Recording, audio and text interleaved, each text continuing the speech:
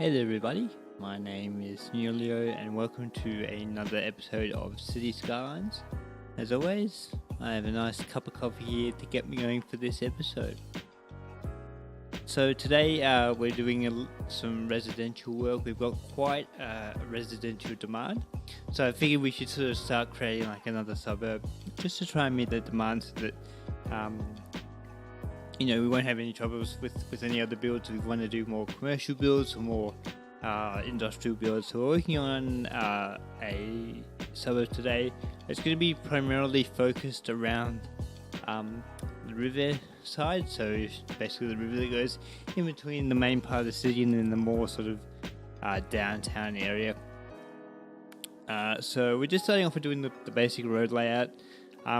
Most of this episode is going to be focused on the area in and around the river, because it is quite a large area, and I sort of couldn't really fit in everything in the one time lapse. So it's quite a long, lengthy time lapse already, so I sort of had to cut bits out here and there. But as always, you'll still see the final result in the cinematics and all those sort of things at the end of the episode. So I'm just sort of getting this area set out, trying to figure out where the roads are going to go, making sure I'm sort of trying to pay attention to how traffic's going to flow and how it's going to get to all these places and things like that. And this area here is kind of more of the sort of high density, like that sort of square area where there's no roads. It's more going to be where the high density residential is, and then everything else is going to be sort of more low residential, sort of typical sort of suburban things like that as well.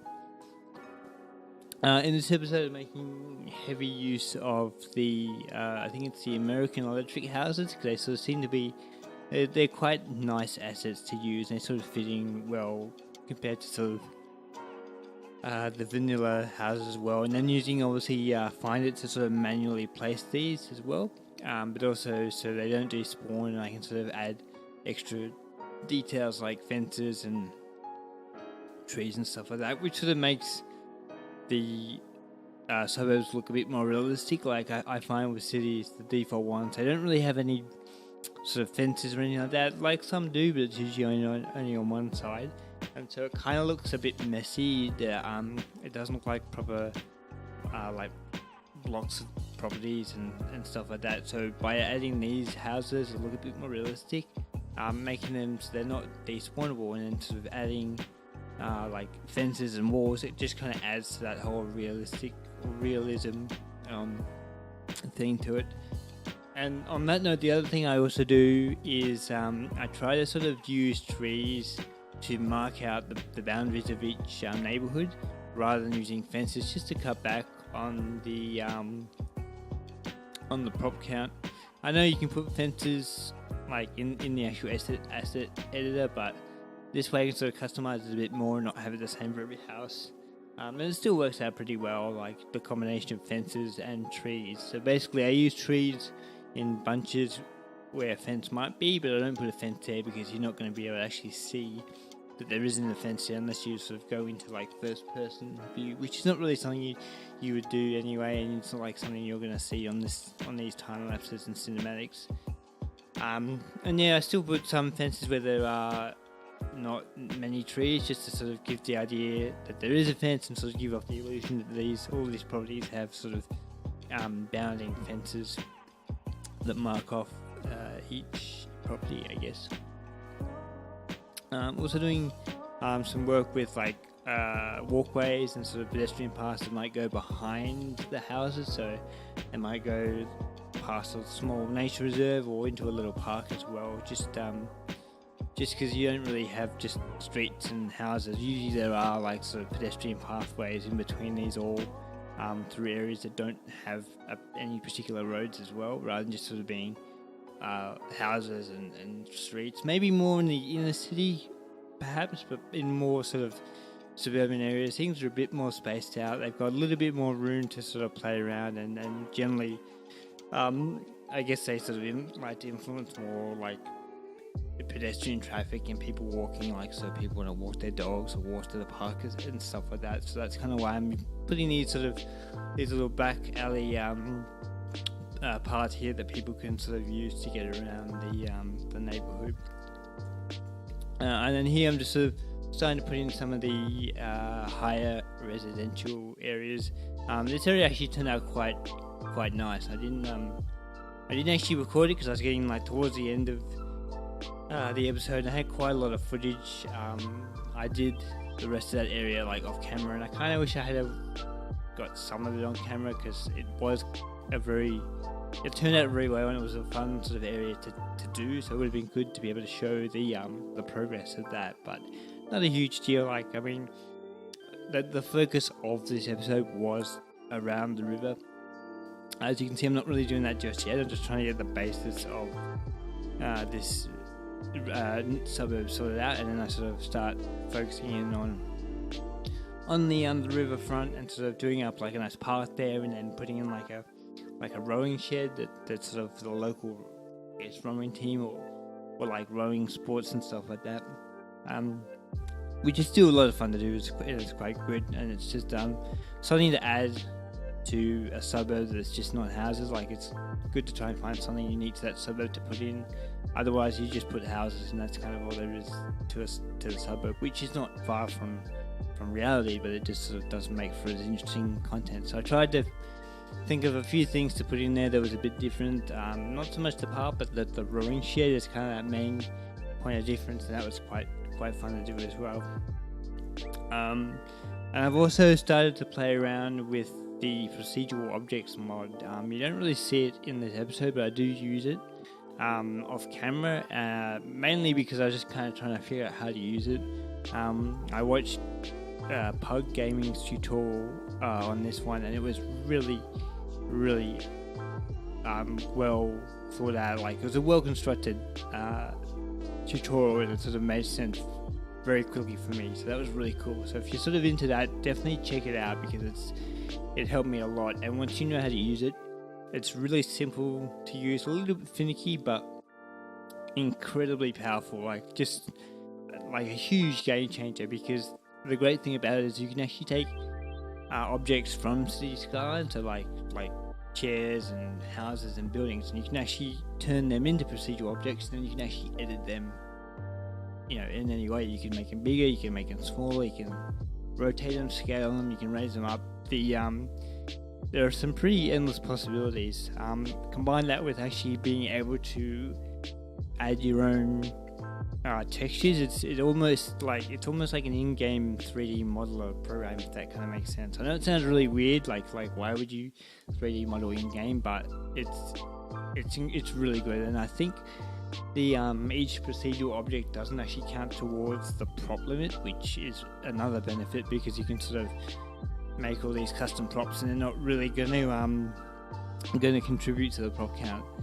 They probably can contribute to the I think the actor count, or like whatever the sort of roads or like actual houses might contribute to, but considering you're using a lot of props, that's not too big. I mean, the biggest issue is for detailing is hitting that prop limit. So if you can sort of push that limit somewhere else in a different category, I figured that's probably a bit of a win and just sort of makes things a little bit easier. Now here we're starting on the Riverside Park, so I do sort of a park on one side. Just trying to get the basics started out. I thought I'd sort of put in this nice little sort of bridge over this little bay area. I was originally going to have a bridge like across the river, but the river was a bit wider than I thought for like a small wooden sort of pedestrian bridge, because I kind of wanted that wooden style, because it's sort of, when I go to parks, you sort of see it's mostly like wooden bridges and small things like that. So I wanted to sort of keep that style, and I think having such a large wooden bridge over the river probably wouldn't sort of be realistic, and it wouldn't be too feasible. So I figured I'd just make a go of this small little bay area, and then kind of turn this bay area into sort of like a tiered like garden bed. So you can see I'm putting in these new walls. I think they're the sea defense walls, and I think they're based on I think tsunami was in Japan, perhaps. I'm not 100%, but if I remember correctly, that's what it was based on. But then I'm just kind of using this as like a little tiered sort of garden bed, and they're really good for these areas compared to like the normal keys, because they're a lot thinner as well, so they're not as bulky, and take up a huge amount of space as well. So that was really good to sort of do that, and I kind of extended it up here into this suburb that I'd already made before, just to kind of neaten that up a little bit and sort of update the this area, because obviously as more mods get released, sometimes like areas that you did in a very early episode will kind of start to become a little out of date. So I'm trying to sort of neaten it up a little bit without sort of going too far off the beaten trail, I suppose, and kind of sticking to what I'm actually trying to get done and achieve for this particular episode. But that's kind of the main area and the main parcel of that, and then I'm just kind of like detailing it, adding like little goggles like this, so like a nice little lookout spot, adding my benches and plants and so the usual thing that you would add for a park. Very similar to sort of the big gardens I did last episode. That was a lot of paths and plants and garden beds and benches and things like that. But I wasn't too... It was alright to do a bit more of that. It was sort of split up between this and like houses and sort of more structured sort of design elements as well. And then here, and just sort of trying to neaten up the paths a little bit, push them a bit closer to the wall so that the path kind of runs straight along the wall. And then sort of every now and then I'll bring it away and sort of put some trees and stuff like that, just to sort of add a bit more variety to this park area. Here, just sort of kind of... Oh, actually, no, never mind. So we're moving on to the other side of the river, just opposite the park, which you can see. And what I thought would be kind of cool here is, rather than just sort of making these houses just sort of have a wall and sort of, standard house on the riverfront, I thought I'd actually start adding in like these houses are a bit more expensive, and they had their own sort of like piers that they can sort of keep their private boats at and things like that, because it's still like it's a close city to the close suburb to the city. It's still fairly like upper class because we've got the nice apartments nearby, because it's very close to that apartment complex we did a couple of episodes ago near the stadium. So I figured that these are sort of upper class houses and more expensive houses along the riverfront. They're going to obviously have their own piers and their own sort of boat access as well. And I downloaded a few extra boat details, to detail, and then putting in these really cool like floating piers, which I thought was really cool, just to sort of add like a nice step down to get to your boat. Because trying to like fine tune the piers so they're close enough to the water, but that it looks realistic in terms of getting to a boat is quite tricky, because if you go too low, it pushes the water down, and you can sort of see them you can see there's a bit of overlap with the water. I spent and this wasn't on the time lapse, but I spent like a good hour or so just trying to fix that, because I would because it's the water is stimulated. You'd have to raise up the height a little bit and then see if that works, and then it wouldn't, so you sort of raise up a bit more, and all the while I'm kind of constantly resetting the water back to its normal level. But what that also does, I didn't realize, is that any like streams that are in the map, like points where the water starts, if you want to like create a river and have a waterfall, it resets that flow, so those rivers become empty, and you basically have this big rush of water come down the river, much in the same way as if, like, say you were in the editor and you placed a water area that's kind of like that. So every now and then I get these massive, basically mini tsunamis go through, and then the water level would raise a little bit, so I'd have to go back and change it, and then I'd reset the water, and just sort of this hugely repetitive process, which I definitely cut out because it was just super boring and completely time consuming, and you probably don't want to see it. And then this part was kind of cool. I had this house that was a little bit higher than any of the other houses, so I thought, well, let's make like sort of a step up area. And I've seen this a lot in Brisbane, where I used to live.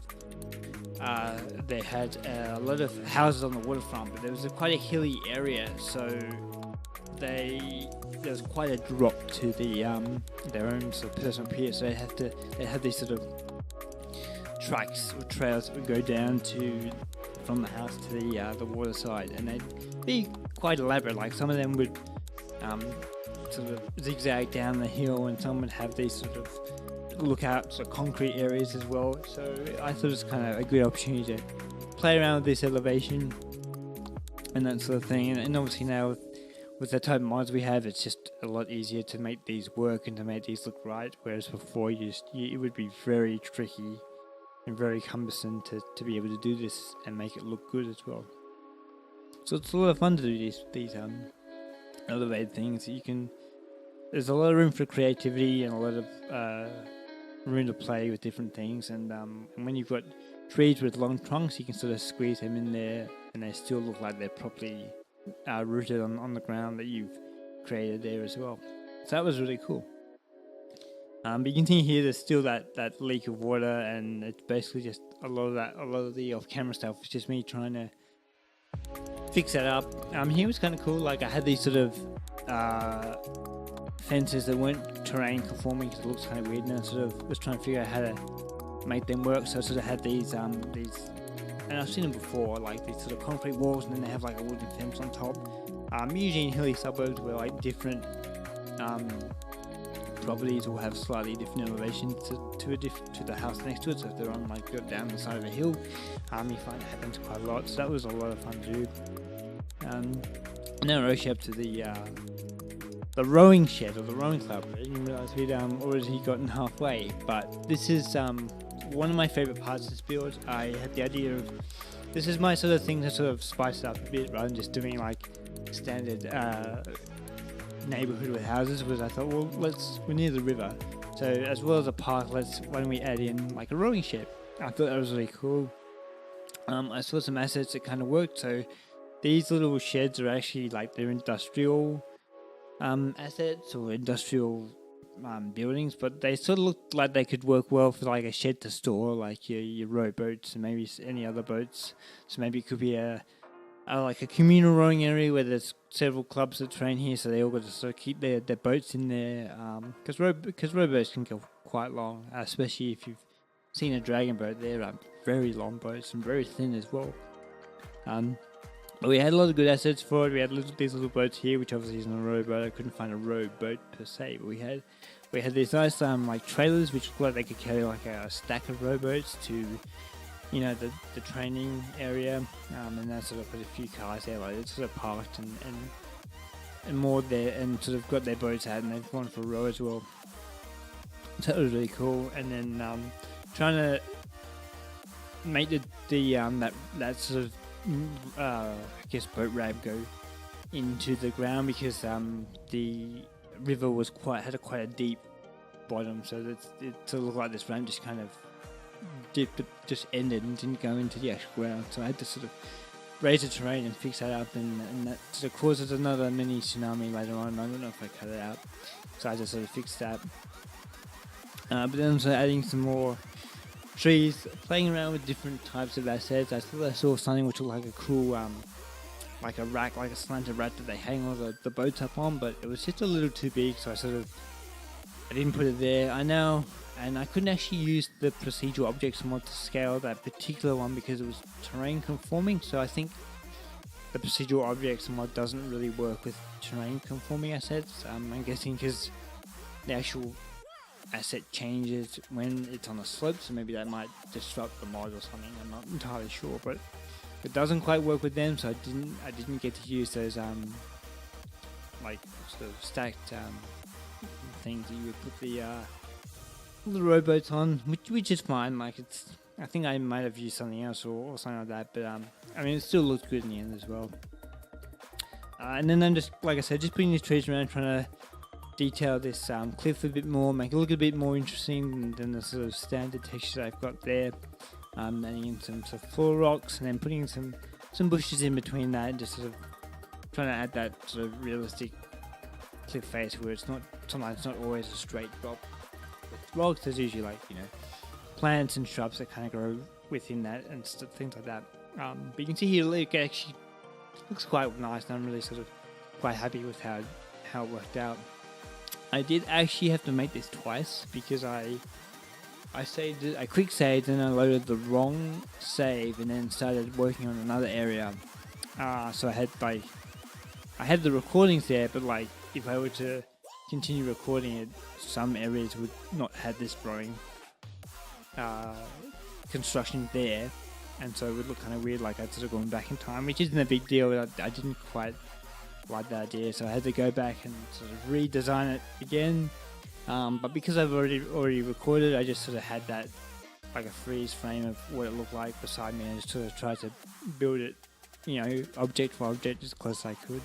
And it was pretty spot on. Like there wasn't a huge difference. In fact, I think in the cinematics, you wouldn't even be able to tell. So I got to design that twice. So that was kind of cool. It was still fun to do. Here I'm just sort of filling in some space on the other side of the river where the park is, because there's just kind of this empty area which I thought needed some attention. And with my residential demand, I'm always happy to add some more houses to help that, because I think I've got a lot of industry and a lot of commercial, so I really need to meet that residential demand. Otherwise it's just going to be constantly just have this big green bar that's always there.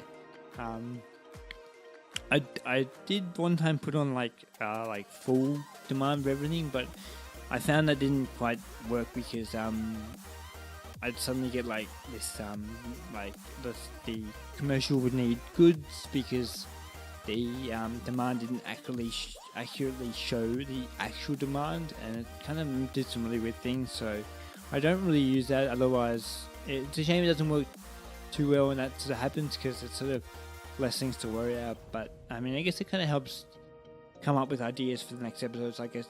So it's like, hey, we've got some demand. Okay, so we need to build something themed around residential. So let's figure out something new that we could do in a residential area, which is where I sort of thought, okay, we'll do some houses, and then I'll do the rowing shed, because it's sort of, I guess it makes you think more about different things that you could do in the same category, I guess, rather than saying, oh, I'll do an airport, or I'll do a port, or I'll do sort of these easy things which are, everyone does and are easy to sort of, it makes an easy episode. So if that makes sense. So I'm sort of trying to force myself to sort of do these kind of challenges, which is really good. So and I think it makes the city grow a bit more realistically as well, rather than sort of having like no residential but all these like industrial precincts and establishments and stuff like that. But you can see here I'm sort of doing that technique with sort of putting a few fences around and then kind of using trees in between houses to sort of make it seem like there's a fence there without actually having to put fences in, and sort of contributing to the prop count, because it seems to be a thing which is sort of everyone's paying attention to, which kind of makes sense because with all the mods, it's like a greater level of detailing is kind of expected now, so you're using more assets, and so it's good to try and be economical about assets. So if you can sort of, if there's somewhere where you don't have to use an asset, or you can cover it up, that is always good to do, because it gives you more room to put in assets in areas which are more visible and that people are actually going to see, to make it look sort of realistic and well detailed. So it's a good technique and to do, apart from obviously going into the asset editor and doing that, but I sort of didn't really do that at this time. Maybe later I might do something, but we'll see how we go. So here I'm just kind of finishing up this particular area and then coming back to the other side of the river. Thought I saw this bridge and thought I'd sort of make it a little bit more interesting, make it look a bit more solid. So I sort of put in these they're like bridge overpass for highways. I thought I'd sort of make a little like bridge pillar sort of start thing, just to change up a little bit. I was thinking maybe putting one in the middle, but they're quite big, so I don't think it would have worked as well. So I just kind of left that cylindrical pillar there for the time being. And I might even do the same for the rail bridge and the other highway connections at a later date. But I thought I'd just sort of do that just to change it up, just to kind of reset my sort of creative mind to like do something and then come back to this part so I can sort of take a break, sort of refresh how I approach things.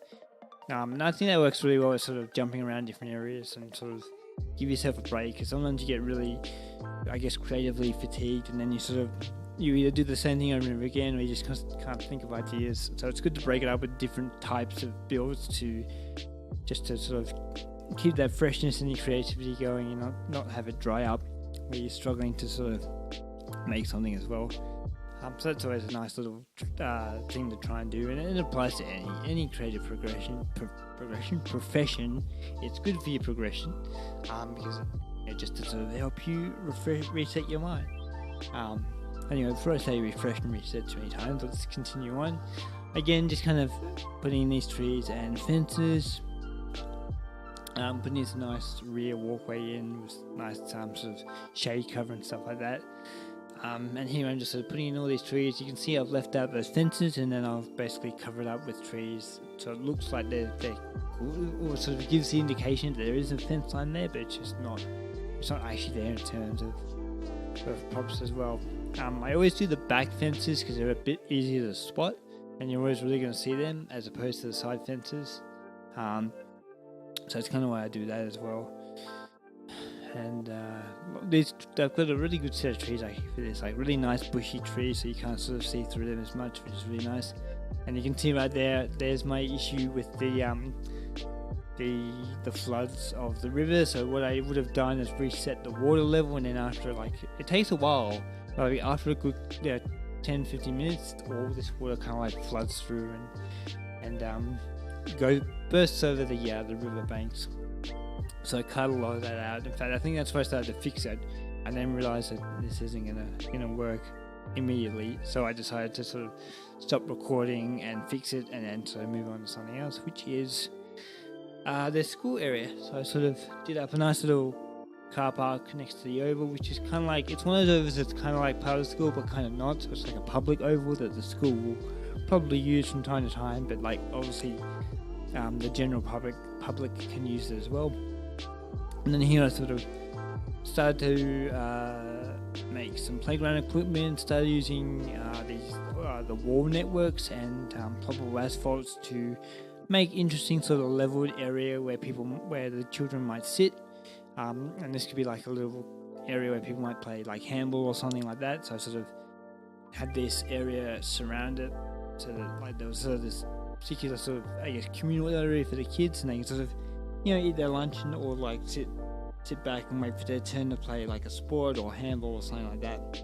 I don't know if this is a thing anywhere else, but if you're a kid like me or were a kid like me, handball was all the thing back in primary school, back in the not very late 90s.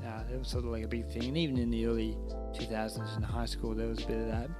I don't know if it's still played at schools now, but like it's just a fun game, which is, I guess, it's sort of easy to learn and sort of hard to master, and everyone can kind of have a go at it. And the rounds last pretty quick, so you're guaranteed to get it's not like cricket where you sort of sit there for like hours and wait for like someone to get out, or if you're fielding, so this one is sort of, it's a bit more concentrated, and the changeover is a lot quicker than like another sport, which is really good.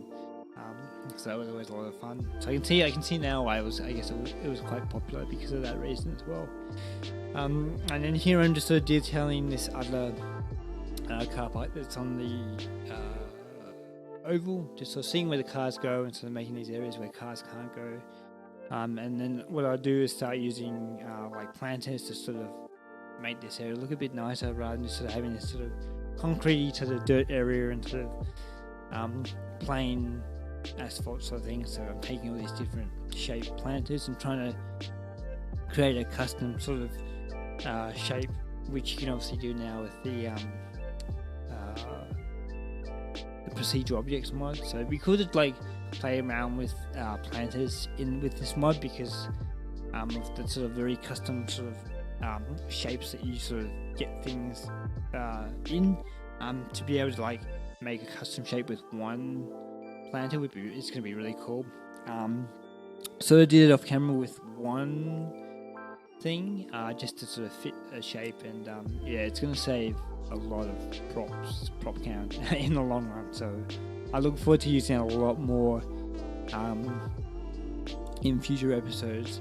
Which also reminds me is I've actually used the not ploppable asphalt, the procedural objects mod in a different episode on a different new series. So I'm not going to say too much about it, but I'm sort of turning Cities Skylines on its head a little bit, and I'm not making a city in a traditional sense. It's something which you like. It's basically like a town city settlement thing that would have been developed way back before electricity and all that sort of stuff. Up in the northern areas of the world, I suppose. It's in relation to a map I recently created. I'm not gonna give away too much, but if you sort of look on my YouTube page on the banner, you'll see I split it up into this series and then the other series. So if you look at that, you'll probably figure out what it's going to be based on. It's more of an experimental series, and so far the first episode has turned out pretty well. I'm quite happy with how it's turned out. So I'm going to put that out there, and your feedback is going to be really good to sort of see what people think about this. And if it does well, I'll keep doing it, because it's going to be a minor series. This is still going to be my main series, but if it picks up in popularity, I might do it sort of more frequently as well. So look out for that. That should be coming. I'll probably upload it next week, I think, in between this episode, and then the next episode of this particular series. So yeah, hopefully you guys can check it out. So let's get back into this.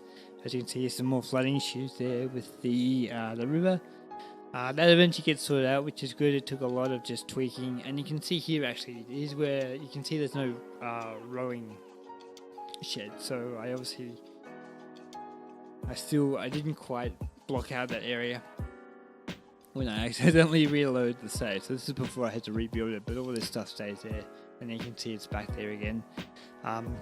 Here is coming into the more high density residential area, basically getting the basics of this area set up, and then everything off camera is just more detailing. So nothing much really changing in terms of how this looks. It's just putting in the boundaries of each like apartment building, and then sort of detailing of like trees and outdoor areas, and all those sort of things as well. I just gotta stretch my neck. It's getting a bit stiff. So here, just trying to like combine a few buildings so that it's not the same buildings over again. So just sort of clipping buildings in together to make more of a complex, putting these roads where like some of the car parks for the building assets are, just so they're not sort of randomly at the back of a building with no real sort of access point. And then sort of creating the grounds for this particular area, putting in some nice trees and things like that. I actually got some new assets, new line marking assets for like car parks and sort of road separations and stuff. So I don't know if I've used them just yet, but I look forward to using them in a later episode. They're really good. They're sort of a nice addition to the current sort of line markings that I have. It's amazing how much of a difference line markings in this game make.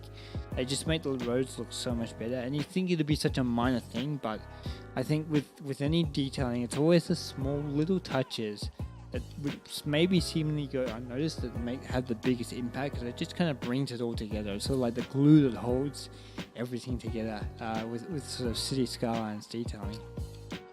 So that's really cool. Look forward to using them.